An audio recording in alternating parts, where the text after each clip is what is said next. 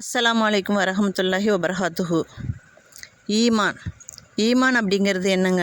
பொதுவாகவே இஸ்லாத்தில் எல்லாருமே சொல்லுவாங்க, நம்ம ஈமான் உறுதியாக இருக்கணும் அப்படின்னு சொல்லுவாங்க. அப்படிப்பட்ட அந்த ஈமான்றது 3 விஷயங்களோட ஒட்டுமொத்த பேர் தாங்க ஈமான். அந்த 3 விஷயம் என்ன அப்படின்னா, அனைத்தையும் மனதினால் உறுதியாக நம்புறது, 2வது நாவினால் அதை உறுதி கூறுவது, 3வது உறுப்புகளினால் அதை செயலாற்றுவது. ஈமானுடைய கிளைகள் 70க்கு மேலே இருக்குது அப்படின்னு சொல்லியிருக்காங்க. அப்படி அந்த 70 கிளைகளுக்கு மேலே இருக்கிறதும் இந்த 3க்குள்ளாரையே முழுவதும் அடங்கிருங்க. மனம் சம்மந்தப்பட்டது, நாவு சம்மந்தப்பட்டது, பிற உறுப்புகள் சம்மந்தப்பட்டது. இந்த 3 விஷயத்துக்குள்ளேயே ஈமானுடைய அனைத்து விஷயங்களும் அடங்கிடும் அப்படின்னு சொல்லி நபிகள் நாயகம் ஸல்லல்லாஹு அலைஹி வஸல்லம் அவர்கள் சொல்லியிருக்கிறதாக பல நூல்கள் அறிவிக்கப்பட்டிருக்குது. அப்படிப்பட்ட ஈமானுடைய இந்த கிளைகளை நம்ம பின்னாடி பார்ப்போம்.